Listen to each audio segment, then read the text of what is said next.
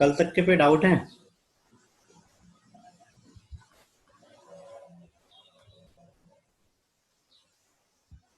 Good morning बेटा।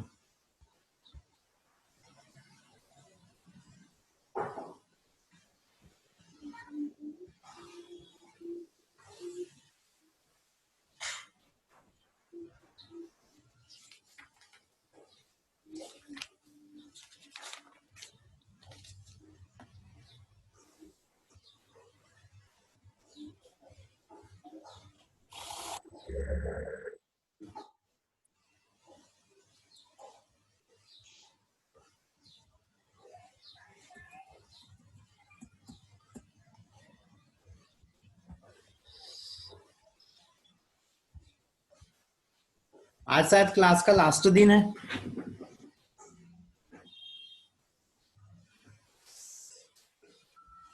क्यों sir? तो आज 12th वाला पोर्शन ऐसे खत्म हो रहा है, फिर अब जो रहेंगी वो अब मतलब बड़े एक्सप्लेनेशन वाली क्लास से रहेंगी सारी, अब जो भी ऑनलाइन चलाएंगे।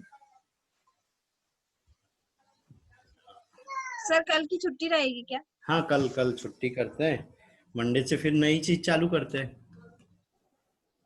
है कि नहीं? मंडे से एकदम मतलब बहुत ज्यादा डिटेल में चलेंगे अपन। चलो, ये और 2 लोग बचे ही हैं। चलो, काफी लोग हो गए, इनको एडमिट हो जाएंगे। हाँ, 11th वाला क्या? मंडे से हाँ, 11th वाला पोर्शन या 10th वाला कि दोनों? 11th वाला फर्स्ट रहेगा और फिर सेकंड 12th वाला रहेगा, है ना? ठीक है। चलो, कल हमने यहाँ पे बताया था कि कैसे हम प्लांट ब्रीडिंग के द्वारा जो फूड की क्वालिटी है उसको, मतलब फूड की क्वालिटी को बढ़ाने के लिए हम क्या चीज कर सकते हैं ना। तो यहाँ पर क्या चीज बोला है कि जैसे ये 840 मिलियन है ना, और ये जो आंकड़े ये क्या है 2004 और 2009 वाले है ना। तो 840 मिलियन लोग ऐसे हैं वर्ल्ड में जो अच्छे से भोजन वगैरह नहीं कर पा रहे हैं ना, खाना वगैरह अच्छे से नहीं खा पा रहे हैं। तो उसके लिए हमको क्या करना है, ज्यादा अच्छी यहाँ पे क्वालिटी वाली हमको कोई भी फसल वगैरह उगाना है, उससे अच्छा उत्पादन प्राप्त करना है। और उसके लिए उसमें क्या चीज होना चाहिए कि उसका जो रोग प्रतिरोधकता ज्यादा होना चाहिए, अच्छी क्वालिटी वाला होना चाहिए, अच्छे पोषक तत्व होना चाहिए, उसमें विटामिन वगैरह की मात्रा अच्छी होना चाहिए। तो इसी के लिए इन्हीं सारी चीज को बढ़ावा देने के लिए जो चीज हम चलाते हैं वो क्या कहलाता है, बायोफोर्टिफिकेशन। और बायोफोर्टिफिकेशन के अंतर्गत क्या चीज आता है कि हम कृषि के आधुनिक तकनीकों का यूज करते हैं और बेहतर तकनीकों और बेहतर बेहतर मेथडों के द्वारा हम कृषि करते हैं, जिसके कारण हमको अच्छा और ज्यादा उत्पादन प्राप्त हो सके, है ना। फिर जो बायोफोर्टिफिकेशन है इसके अंदर में मेन तो यहाँ पे 4 उद्देश्य थे। सबसे पहला प्रोटीन अंश व उसकी गुणवत्ता, मतलब प्रोटीन ज्यादा मात्रा में होना चाहिए, अच्छी क्वालिटी वाली होना चाहिए। दूसरी चीज तेल अंश और उसकी गुणवत्ता, मतलब उसमें ऑयल। हाँ हाँ बेटा, आवाज नहीं आ रही है क्या?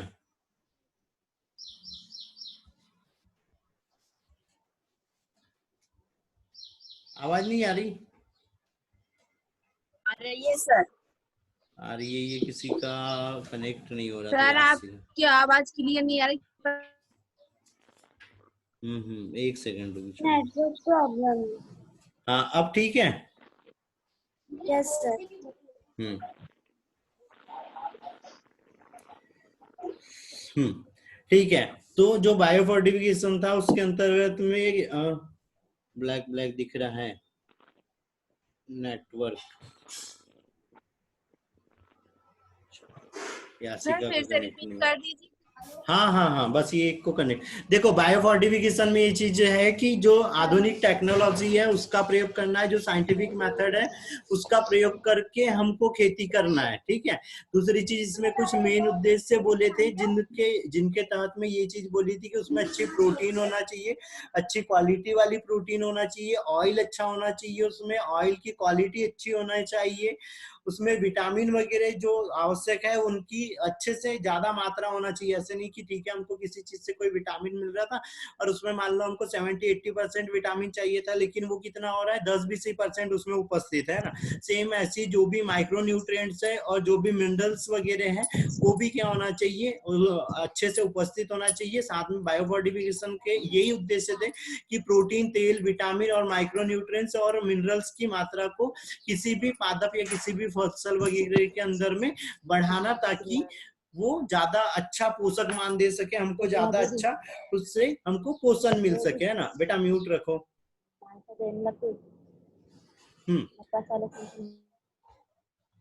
म्यूट रखने के लिए बोल रहा हूँ। ठीक है। यहाँ पे ये कुछ नस्लें कल हमने और भी नस्लें बताई थी, है ना। तो जैसे कल हमने बोला था कि मक्का की संकर नस्ल विकसित करी जिसके अंदर में लाइसिन और ट्रिप्टोफैन, है ना, ये दोनों अमीनो अम्ल ज्यादा मात्रा में उपस्थित रहते हैं। और जो इनकी नस्ल है लाइसिन से भरपूर वाली वो कौन सी है, शक्ति, रतन और प्रोटीना, ठीक है। लाइसिन से भरपूर वाली नस्ल है शक्ति, रतन और प्रोटीना, ठीक है। फिर दूसरी चीज आती है कि उच्च प्रोटीन वाली गेहूं। उच्च प्रोटीन वाली गेहूं क्या है, 8+66 है ये उच्च प्रोटीन युक्त। बेटा माइक या तो म्यूट रखो या तो फिर अपने फैमिली वालों से दूर रहो। डेली डेली ये चीज नहीं बोलना पड़ेगा। लास्ट क्लास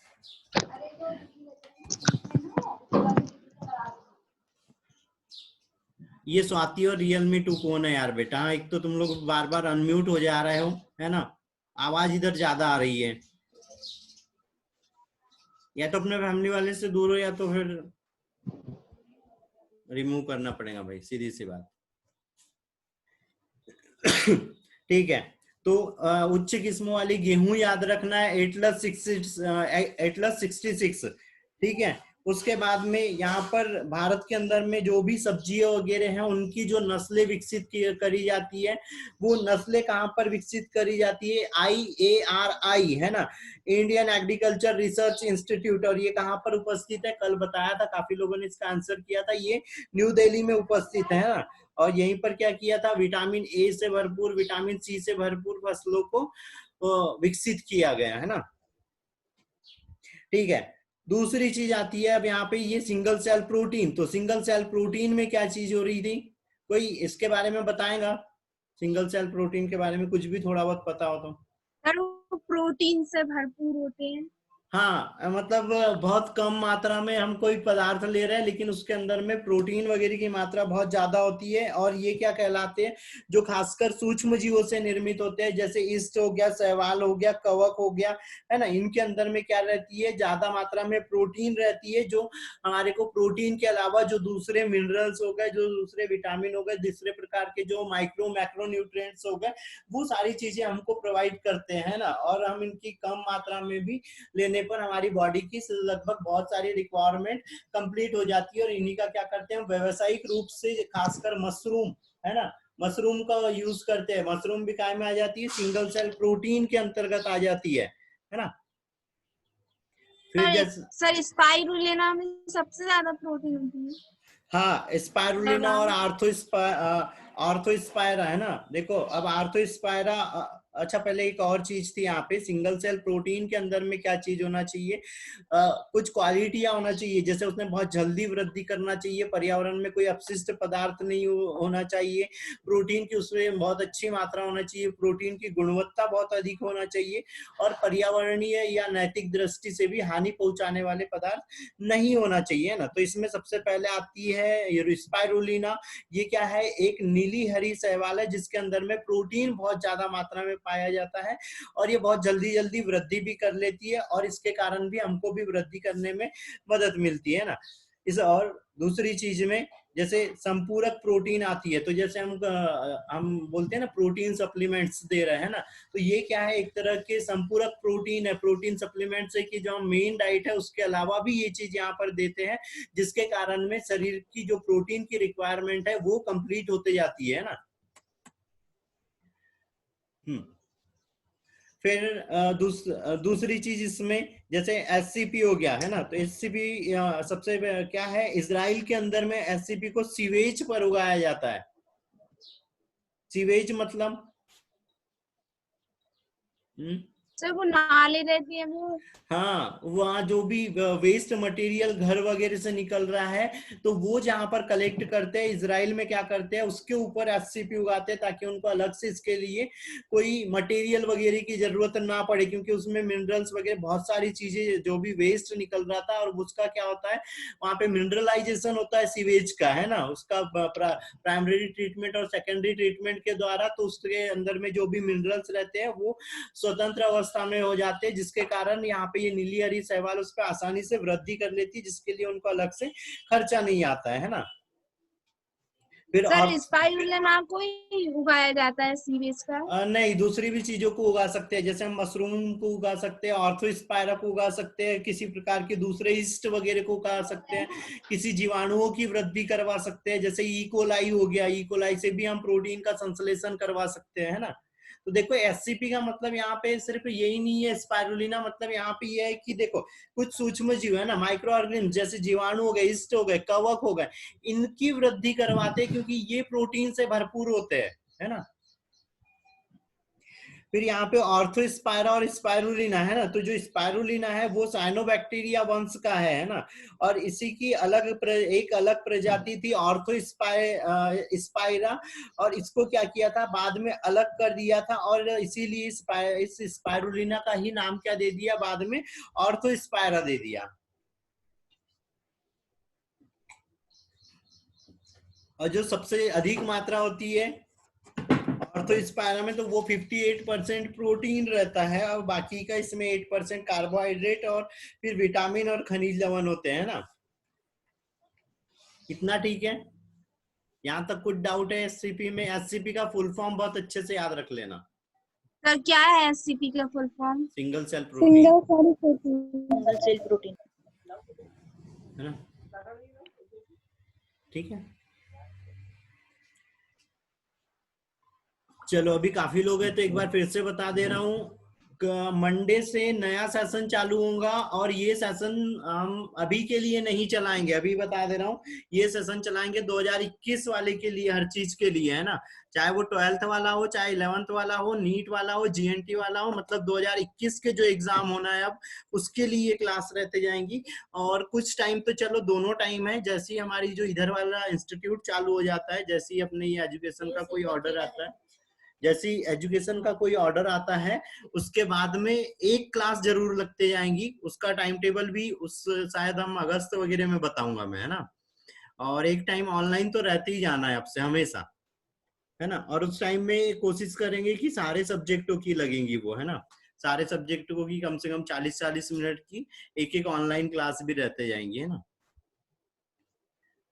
तो और दूसरी चीज टाइमिंग का, तो 11th वाला फिक्स हो गया है, 11th वाला टाइम रहेगा 9 से 10 तक, और उसके बाद 10th से लेके 11th तक, है ना, 12th वाला पोर्शन रहेगा, ठीक है। अब ठीक है सारे लोगों यस को, सर। है ना। हाँ सर। तो वो कंटिन्यू, मेरा भी टाइम बच जाएगा, और जब ये इंस्टीट्यूट वाले ऑर्डर आते हैं, तो फिर इवनिंग टाइम में एक क्लास रहते जाएंगी, या तो वो 6 से रहेंगी, या तो फिर 7 से रहेंगी शाम में, ठीक है। मतलब यहाँ अभी जो पोर्शन चल रहा है ना, अब जैसे इंस्टीट्यूट चालू होगा तो 2 क्लास नहीं ले पाएंगे, तो उसके लिए फिर क्या कर देंगे, सिर्फ एक क्लास चलाएंगे, और फिर जहां से भी जो भी चैप्टर चलते रहेंगे, दोनों 11-12 दोनों के चैप्टर साथ साथ में चलते रहेंगे, ठीक है। Okay sir. चलो अगली चीज आती है यहाँ पे टिश्यू कल्चर, है ना, उत्तक संवर्धन, टिश्यू कल्चर क्या है, मकड़ी, ठीक है, टिश्यू कल्चर सबसे पहले वर्ड से ही वो कर लो, टिश्यू का मतलब पता है ना, उत्तक वगैरह या एक प्रकार की कोशिका। दूसरी चीज होती है यहाँ पे कल्चर या संवर्धन। तो कल्चर या संवर्धन का मतलब ये होता है किसी भी चीज को हम आर्टिफिशियल इन्वायरमेंट दे रहे हैं, जो उसका सुटेबल इन्वायरमेंट है वो, और उसमें वो फिर वृद्धि करता है, और एक या तो वो विकसित होता है या किसी नए जीव वगैरह का निर्माण होता है, नई चीज का निर्माण हो जाता है। तो वो चीज क्या कहलाती है यहाँ पे, कल्चर मीडियम कहलाती है, कि किसी माध्यम में हम यहाँ पे किसी जीव वगैरह को रख रहे हैं या किसी कोशिका को रख रहे हैं। और फिर इसके लिए बताया था अलग अलग प्रकार के कल्चर होते हैं, ब्लड अगार रहता है, अगार रहता है ना, सॉलिड कल्चर रहता है, लिक्विड कल्चर रहता है, सेमी सॉलिड रहता है, सभी जिस प्रकार की हमको आवश्यकता है उस तरह की। तो हम यहाँ पे जब पौधों के लिए कर रहे हैं तो पौधों के लिए हमको क्या चाहिए होता है, लिक्विड कल्चर चाहिए होता है। मतलब यहाँ पे वो लिक्विड माध्यम चाहिए, है ना, जिसमें सारे, एक वो हाइड्रोपोनिक्स पढ़ा था किसी ने, हाइड्रोपोनिक्स, जलीय खेती। Yes sir. कि हम एक टैंक ले रहे थे, उसमें सारे पोषक पदार्थ डाल दे रहे थे और पौधा उसमें वृद्धि कर रहा था। तो यहाँ पर भी लिक्विड वाले में हम क्या कर रहे थे, उस लिक्विड में पौधे, उस सेल या टिश्यू के लिए जो आवश्यक न्यूट्रिएंट है वो सारी चीजें डाल देते हैं, और वो टिश्यू या सेल वहां पे वृद्धि करने लग जाता है ना। फिर यहाँ पे एक वर्ड आता है टोटीपोटेंसी, कल शायद आया था या मेरे से किसी ने एक क्वेश्चन पूछा था। तो टोटीपोटेंसी की का मतलब ये होता है कि इसका हिंदी थोड़ा सा अजीब है, क्या, पूर्ण सशक्तता, है ना, पूर्ण सशक्तता। तो टोटीपोटेंसी में ये चीज होती है कि कोई भी सेल है वो एक, अगर सिंगल सेल है तो उसके अंदर में ये कैपेसिटी रहती है कि वो एक पूरे के पूरी बॉडी का निर्माण कर लेती है। तो यही चीज क्या कहलाती है यहाँ पे, टोटीपोटेंसी कहलाती है या पूर्ण सशक्तता कहलाती है। फिर कल एक और वर्ड बताया था प्लूरोपोटेंसी, मतलब वो क्षमता जिसके कारण वृद्धि तो होती है लेकिन पूरा का पूरा पौधा या पूरा का पूरा जीव नहीं बन पाता है ना। फिर यहाँ पे उत्तक संवर्धन के लिए सबसे पहले इसको किसने दिया था, एफसी स्टीवर्ट्स ने दिया था। और बाद में मतलब इनने तो बता दिया था, उसके बाद मतलब इनने उसको प्रूव कर दिया था कि सेल के अंदर में ऐसी कैपेसिटी होती है, स्टीवर्ट्स ने, है ना। उसके बाद उससे पहले जो हैबरलाइट थे, इनने इसके बारे में बताया था, लेकिन वो यहाँ पे प्रूफ नहीं कर पाए थे कि ऐसा सच में होता है क्या, कोई एक्सपेरिमेंट नहीं कर पाए थे, लेकिन उनने बता दिया था। और जो स्टीवर्ट्स थे उनने, उसके लिए यहाँ पे ऑब्जेक्टिव पूछता है वो कि किसके अंदर में बताई थी, है ना। तो गाजर की जड़ की कोशिकाओं के अंदर में इनने टोटीपोटेंसी बताई थी। ठीक है, याद रहेगा। Yes sir. फिर यहीं पर एक वर्ड आता है सूक्ष्म प्रवर्धन, माइक्रो प्रोपेगेशन। माइक्रो प्रोपेगेशन का मतलब ये चीज हो रही है कि हम एक संवर्धन माध्यम ले रहे हैं, उसमें एक्स प्लांट लेते हैं, और इस मेथड जो माइक्रो प्रोपेगेशन है इसकी खोज किसने करी थी, इसकी खोज गुप्ता इलियट ने करी थी, है ना। इसीलिए हम यहाँ पे जो प्लांट या जो टिश्यू लेते हैं उसको भी क्या बोलते हैं, इलियट प्लांट बोलते हैं या एक्स प्लांट बोलते हैं, जिसमें हम किसी भी ऐसा पौधा जो वृद्धि नहीं कर सकता है वो लेते हैं। वो लेने के बाद में हम उसको संवर्धन माध्यम में रख के उसकी वृद्धि करा दें। साथ में यहाँ पर हम कुछ चीजों का ध्यान रखते हैं। यहाँ पर जब हम माइक्रो प्रोपेगेशन करते हैं तो हम स्टरलाइजेशन करते हैं। स्टरलाइजेशन मतलब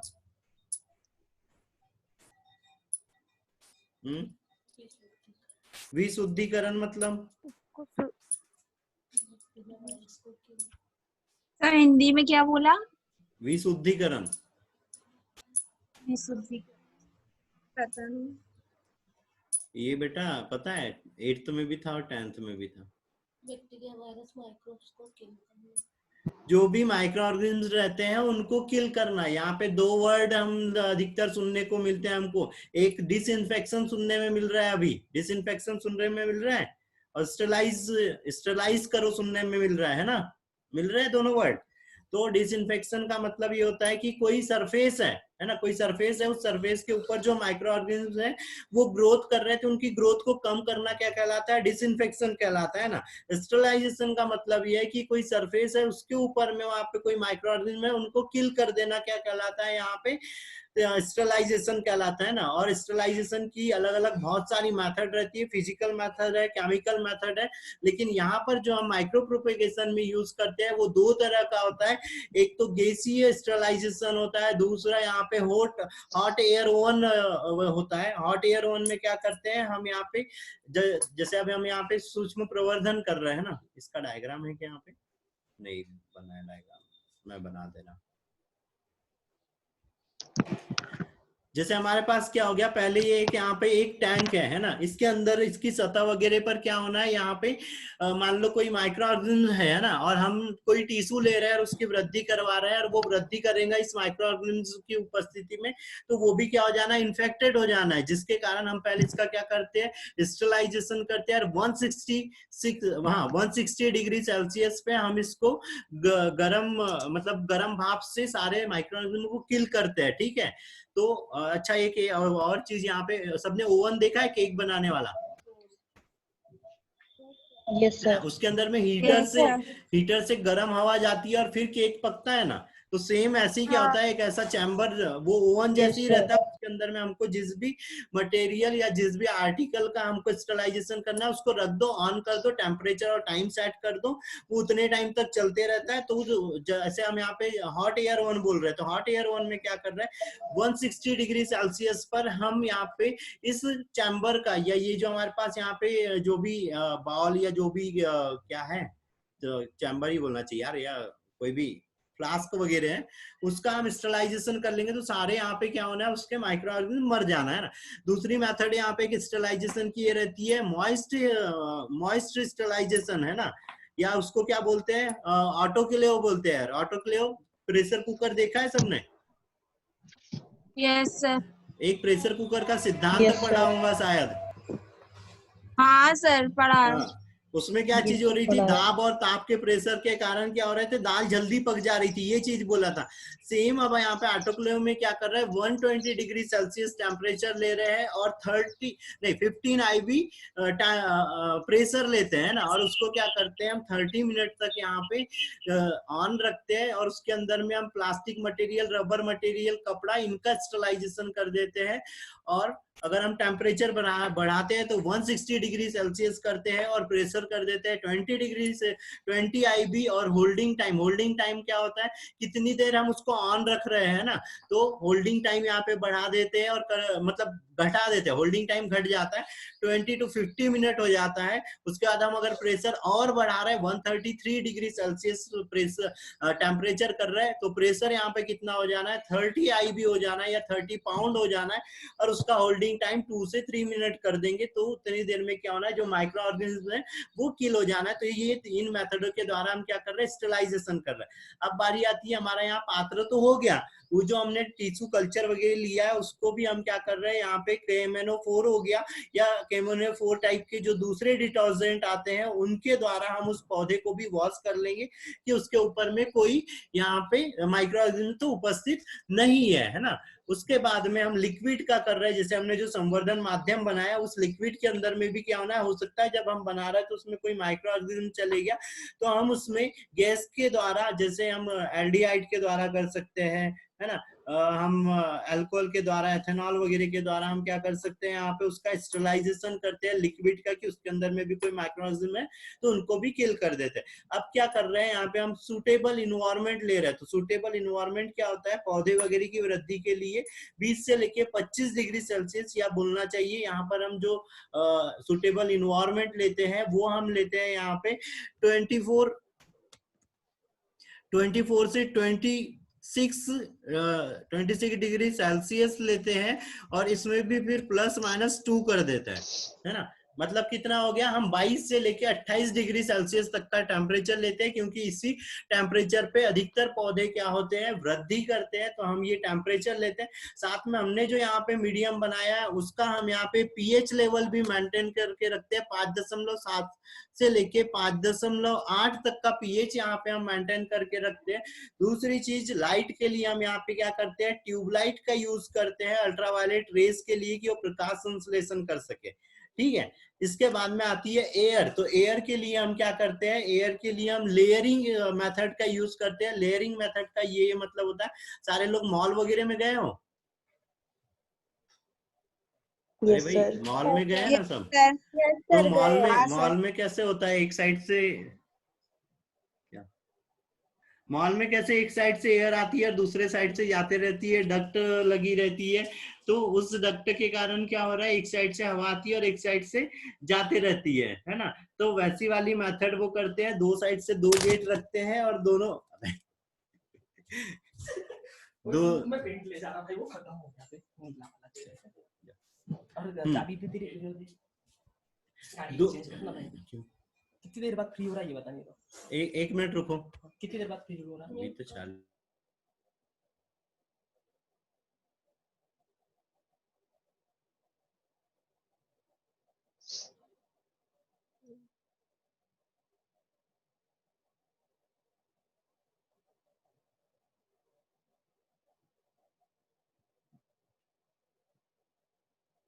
चलो, तो क्या चीज हो रही है, जैसे यहाँ पर उसमें हम लेयरिंग मेथड में क्या चीज हो रही है, जैसे एक साइड हो गया, जैसे यहाँ पे अगर मान लो हम इसको एक पूरा रूम मान रहे हैं, तो इस साइड से हवा आ रही है और यहाँ से घूमते हुए क्या होना है, ऐसे दूसरे साइड से निकल जाना है ना। तो ये क्या कहलाती है, लेयरिंग मेथड कहलाती है एयर की। तो हम यहाँ पे जो एयरेशन रहता है वो कैसे करते हैं, लेयरिंग करते हैं। तो इतनी चीजों की यहाँ पे हम व्यवस्था करते हैं। साथ में क्या होता है, यहाँ पे ये एक चेम्बर हो गया, इसके अंदर में हमने क्या किया, अब यहाँ पे कोई भी टिश्यू वगैरह लिया, उसको हमने इसके अंदर में रख दिया। अब यहाँ पे एक जो उत्तकों के गुच्छे की संरचना बन रही है वो क्या कहलाती है, एम्ब्रियो, एम्ब्रियो कहलाती है। और एम्ब्रियो के जैसी जो पादप की संरचना रहती है जो यहाँ माइक्रो प्रोपेगेशन में बनती है वो क्या कहलाती है, यहाँ पे कैलस कहलाती है ना। फिर इस कैलस से क्या होना है, यहाँ पे दो चीजों का निर्माण हो जाता है। तो दो क्या होता है, ऊपर साइड में क्या जाता है, प्रांकुर जाता है और नीचे साइड में मूलांकुर जाता है, जिसके कारण यहाँ पे क्या होना है, अंदर नीचे साइड में जड़ और ऊपर साइड में यहाँ पे पत्तियां बनना चालू हो जाती है। जब ये पत्ती वगैरह यहाँ पे अच्छे से थोड़ी सी विकसित हो जाती है, तो इस पौधे को हम क्या कर रहे हैं, इस पौधे को हम क्या कर रहे हैं, इस लिक्विड माध्यम से निकाल के हम दूसरे वाले चैम्बर में रख देना है। और यहाँ पर क्या कर रहे थे, जो माइक्रो प्रोपेगेशन है उसके लिए हम 3 रूम रखते हैं ना। तो एक रूम में तो हम सारे आर्टिकल इधर तैयार कर लेते हैं, जो भी स्टेलाइजेशन वगैरह करना है। दूसरे में यहाँ पे लिक्विड मीडियम रहता है, यहाँ तीसरे वाले में यहाँ पे मिट्टी वाला रहता है। सेम सारी चीज यहाँ पे, ये जो हमने टेम्परेचर वगैरह बताए थे, ये टेम्परेचर, पीएच लेवल, सारा इन्वायरमेंट इसी हिसाब से रखते हैं। और इस पौधे को फिर क्या कर रहे हैं, हम यहाँ से निकाल के मिट्टी के अंदर में लगा दे रहे हैं। जब वो यहाँ पर अच्छे से वृद्धि करने लगता है तो 2 से 3 हफ्ते तक हम उसको यहाँ इस रूम के अंदर में यहाँ पे वृद्धि करवाते हैं। और उसके बाद में जब वो अच्छे से वृद्धि कर लेता है, लगता है कि अब अच्छे से वृद्धि कर रहा है, तो हम इसको यहाँ से ट्रांसफर करके खेत में लगा देते हैं और फिर उसको बाहर के इन्वायरमेंट में वृद्धि करने देते हैं। तो इस तरह से हमारे पास कोई भी एक सेल थी या थोड़े से हमारे पास टिश्यू से, तो उससे हमारे पास एक पूरे का पूरा पौधा आ जाता है। दूसरी चीज, कब हम यहाँ पे माइक्रो प्रोपेगेशन करते हैं, जब किसी पौधे के अंदर में जनन क्षमता नहीं होती है, वो यहाँ पे लैंगिक अलैंगिक प्रजनन या उसके कायिक भाग खराब हो गए या किसी प्रकार का उसमें कोई वायरल इन्फेक्शन हो गया है जिसके कारण उसकी पूरी बॉडी इन्फेक्टेड हो गई। तो जहां पर भी जो भी सेल उसकी बची हुई है, हम कुछ सेल सिंगल सेल ले लेंगे जो इन्फेक्टेड नहीं हुई है और उसको फिर माइक्रो प्रोपेगेशन के द्वारा पूरा का पूरा एक प्लांट बना लेंगे। ठीक है, ठीक है इतना। Yes, sir. Yes, sir. हाँ सर। Yes sir. ठीक है, तो यही चीज थी यहाँ पे। उत्तक संवर्धन में अलग अलग प्रकार के फिर संवर्धन आ जाते हैं। तो संवर्धनों में याद रखना है, कोशिका का कर रहा है तो कोशिकीय संवर्धन, उत्तक का कर रहा है तो उत्तक का संवर्धन, अंग का कर रहा है तो अंग का संवर्धन, अदर बॉडी पार्ट का कर रहा है तो बॉडी पार्ट संवर्धन, जिस भी चीज का कर रहे हैं उसका संवर्धन जोड़ देना है। परागकण का संवर्धन कर रहा है तो परागकण संवर्धन बोलेंगे, है ना। ओरी का कर रहा है तो ओरी संवर्धन, मतलब जिस भी पार्ट का कर रहा है उसके साथ में संवर्धन जोड़ दो और उससे एक नया पौधा बना लो।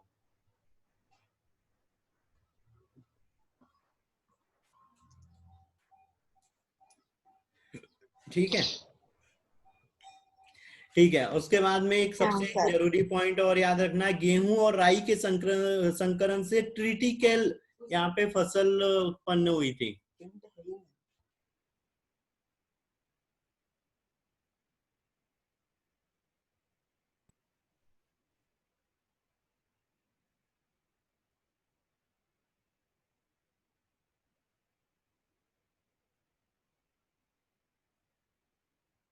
ट्रिटिकेल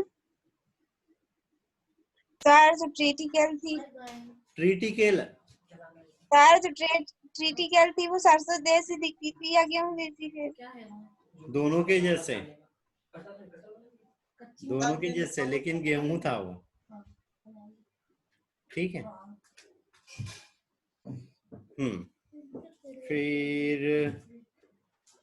और क्या बचा इस वाले चैप्टर से? IARI तो सबने बता दिया, IRR भी बता दिया सबने, है ना। एक क्वेश्चन था यार बेटा यहाँ पे, वो क्वेश्चन सॉल्व करो।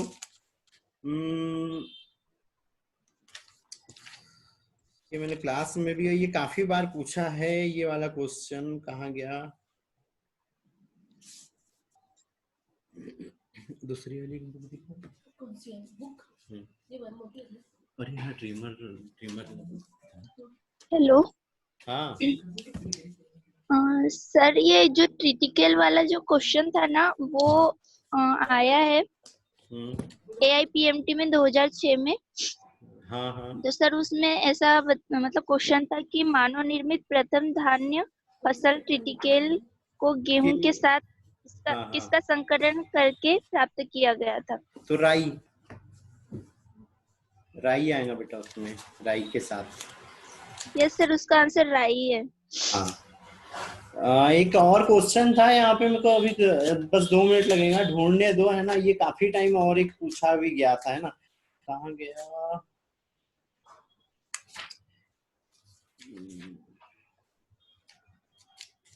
चलो फिलहाल नहीं दिख रहा है, या शायद वो दूसरे चैप्टर में, लेकिन इसी से रिलेटेड वाला एक है, कुछ गुणसूत्रों की संख्या के ऊपर से था वो, तो वो थोड़ा सा हमको करना है। उसमें शायद ये बोला था कि क्रिटिकल के अंदर में 46 है, तो ऐसे कुछ करके था, 46 गुणसूत्र है तो उसके एक्स वाले गुणसूत्र बताओ, ऐसा कुछ एक क्वेश्चन था।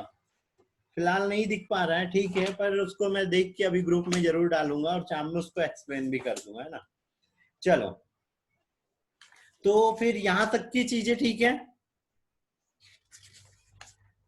इस चैप्टर में जिसको जो भी डाउट वगैरह कुछ आता है तो वो फिर मेरे से पूछ लेना, है ना। बाकी ठीक है, ये चैप्टर खत्म हो गया। नेक्स्ट वाला चैप्टर बहुत ही इजी है, बहुत जल्दी से खत्म शायद हो सके, कोशिश करेंगे उसको भी कि अगली क्लास में खत्म हो जाए, ना। खैर 5 मिनट बचा हुआ है, 5 मिनट में इस चैप्टर से रिलेटेड अगर किसी को कुछ, क्या कौन सा चैप्टर स्टार्ट हुआ? माइक्रोब्स इन ह्यूमन, नहीं, वेलफेयर के लिए माइक्रोब्स के एडवांटेज वाला, यही था ना कुछ, 10th चैप्टर क्या था? कौन ये सा? तो मानव कल्याण में सूक्ष्म जीव। हाँ, माइक्रोबीन्स ह्यूमन वेलफेयर, मैंने ग्रुप में डाला भी था। वो 12th के दरअसल 2nd चैप्टर का क्वेश्चन है यार बेटा, इसका नहीं है, लेकिन इसी से संबंधित था, मतलब ट्रीटिकल वाला ही था।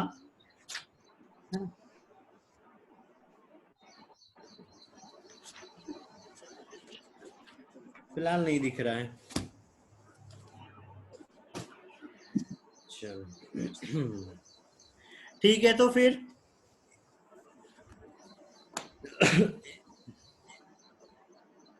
सर, हाँ सर दूसरा क्वेश्चन पूछ सकती हूँ? बोलो। सर, जो बार्थोलिन ग्लैंड होती है वो हाँ, कहाँ पाई जाती है और क्या होती है? बार्थोलिन ग्लैंड क्या कर रही है? देखो, वो एक सिक्रीशन वो करती है जिसके कारण में जैसे अम्लीय इन्वायरमेंट हो रहा है ना, तो उसके कारण में बाहर से जो भी माइक्रो ऑर्गेनिज्म वगैरह आते हैं वो यहाँ पे वृद्धि वगैरह नहीं। देखो, जितनी भी हमने एक क्वेश्चन बताया था जिसमें ये बोला था कि बॉडी की जितनी भी ओपनिंग्स रहती है वहां पे कोई भी ग्लैंड नहीं होती है ना, सिर्फ क्या होता है, सिक्रीशन होता है, जिसके कारण। और क्यों ऐसे होता है? क्योंकि जो भी माइक्रो ऑर्गेनिज्म वगैरह रहते हैं वो सब क्या हो रहा है, बॉडी के अंदर में इंटर कर रहे हैं, तो वो अच्छे से वहां पे कील हो सके उसके लिए ये उपस्थित रहती है ना। दूसरी चीज, जो वेजाइना की ओपनिंग रहती है वहां पर उपस्थित रहती है। सर कहाँ पर? वेजाइना की ओपनिंग के पास में। सर, उसमें एक क्वेश्चन था ऐसा कि उसका मतलब गलत बताया था, बार्थोलिन ग्लैंड होती है मूत्र मार्ग के दोनों ओर, ये गलत बताया गया। गलत है ना सर ये? दोनों ओर रहती है ना यार बेटा, बार्थोलिन ग्लैंड यूरिनरी ट्रैक के। हाँ सर लेकिन उसको गलत क्यों बताया है? क्वेश्चन और कुछ रहा होगा। नहीं सर उसमें यही था, गलत को पहचानिए, तो यही। तो फिर और कुछ क्वेश्चन, फिर शायद तुम कुछ और बोल रहे हो, क्योंकि बार्थोलिन ग्लैंड तो यूरिनरी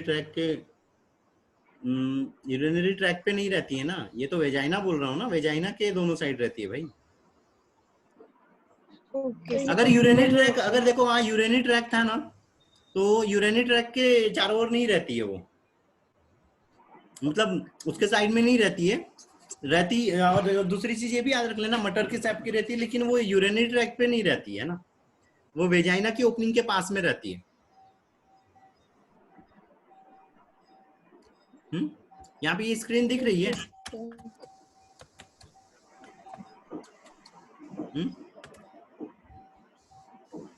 नहीं दिख रही सर। हाँ एक सेकंड।